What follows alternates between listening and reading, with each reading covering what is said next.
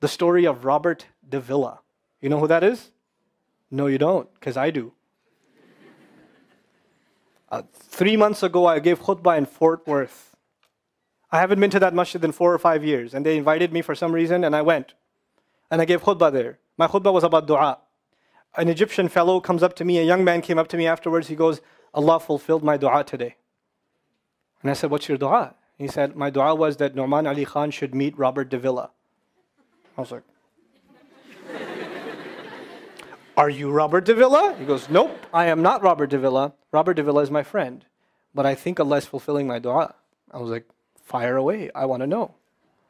Robert Davilla is a young man who lives in a town 40 minutes past Fort Worth. He was a farmer, young guy.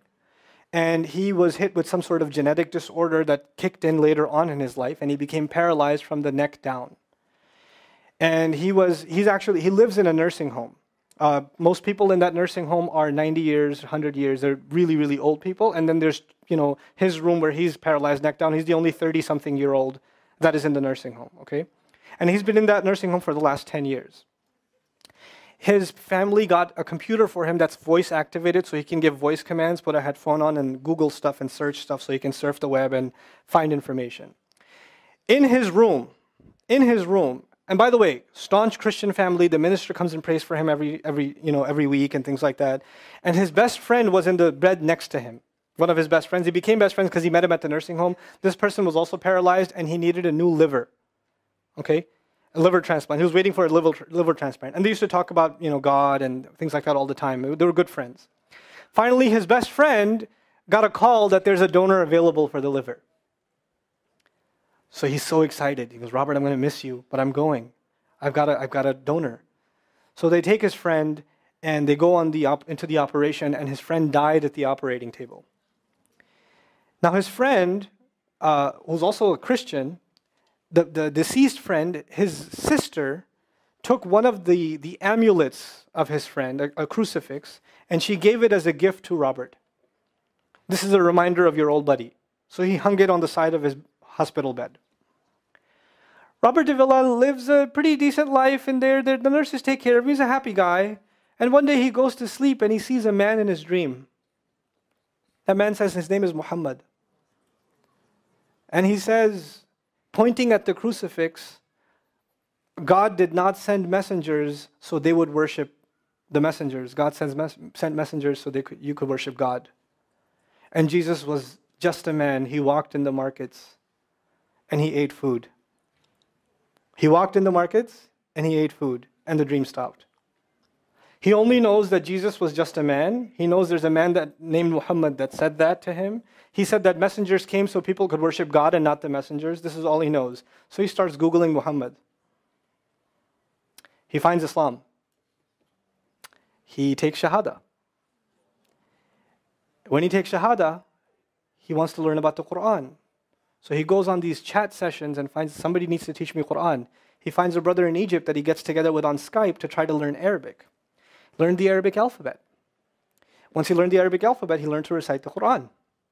He memorized 10 surahs from his hospital bed. Then he said, I'm beginning to memorize the Quran, and I'm beginning to learn about this prophet, but I need to understand the Quran. So he starts Googling how to understand the Quran. And for some reason, he ends up on my videos. And he starts watching my stuff. And he watched almost everything. And then here's the kicker.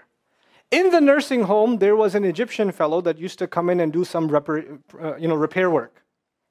The Egyptian fellow has his own awesome story. The guy had basically lost faith. He wasn't religious. The nearest masjid to him was 50 miles away. So he didn't really go to Jum'ah much anymore. But he felt a spiritual void, so he started going to the church just to feel closer to Allah. Raised Muslim. He goes to the church just to feel closer to Allah.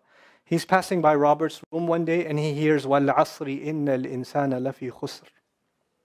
So he walks into his room and says, Robert, what are you listening to? Robert says, nothing. That was me. And the guy says, you're Muslim? He goes, yeah, I became Muslim. And now this friend is in shock.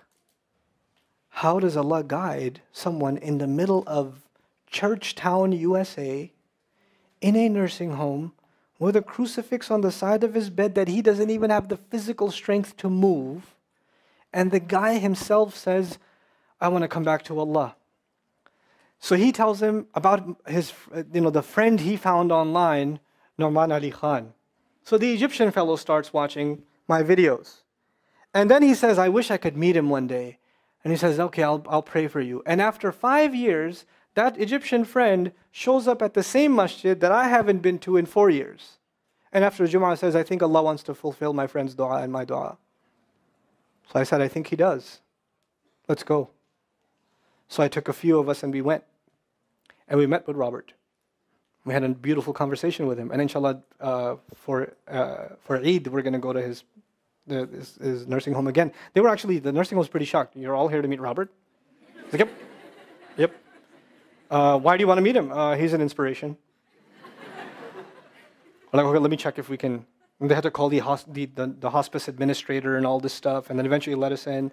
And Robert's in shock. And then I meet with Robert, we're talking, and I was like, hey, Robert, so I heard you memorize some surahs.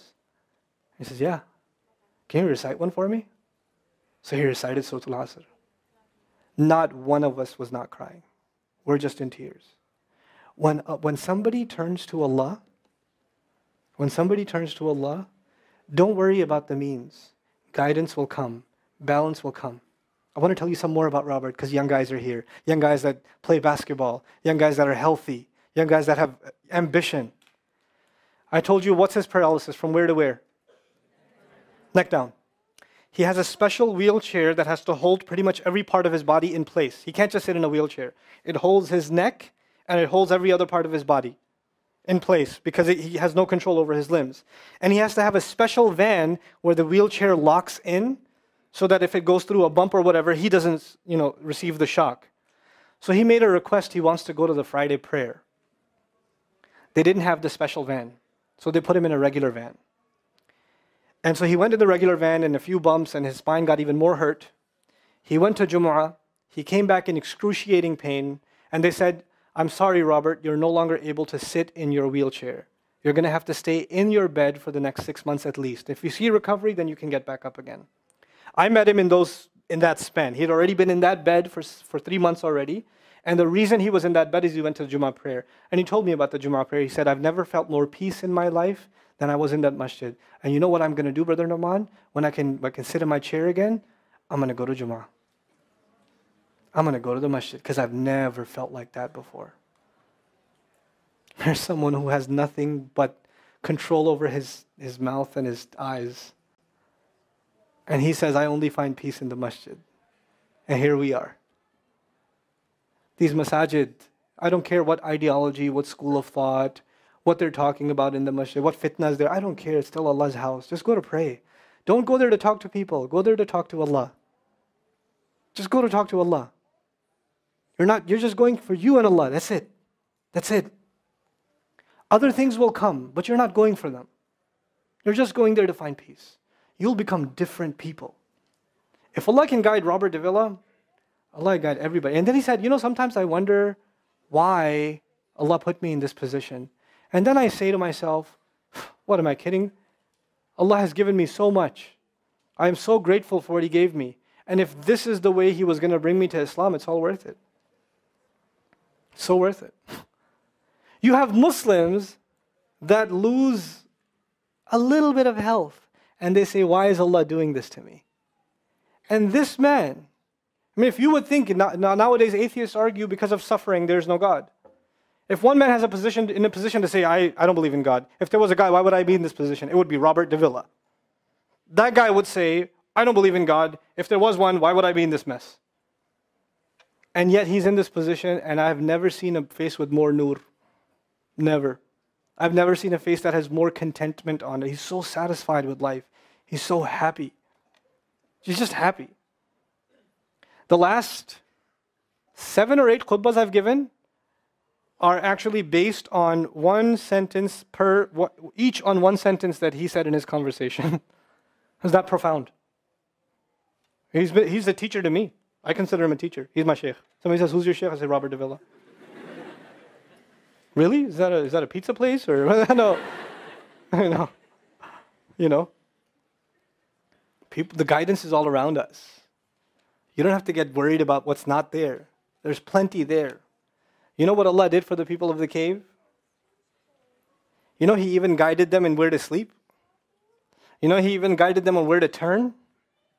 As the sun was coming, they'd turn away from it. As the sun came from the other side, they'd turn the other way. Allah will guide you in your sleep when you make dua to Him. He'll even guide you in your sleep. Every toss and turn will be guided by Allah. Can you imagine? We shouldn't be skeptical in Allah's guidance. We shouldn't worry about how am I going to find balance. No, that's Allah's job to guide you. Your job is to talk to Him. Your job is to get sincere. That is the message I have for you. That is how we're going to find balance. Honestly. And if once you do that, once you become sincere to Allah, Allah will open doors. Allah will give you friends. Allah will give you teachers. Allah will give you access to resources, all of which are going to bring you closer and closer and closer to Him and to the truth and make life better for the people around you. This is really the gist of what I wanted to share with you. I don't want to speak longer. I've spoken too long already. I love coming back to you.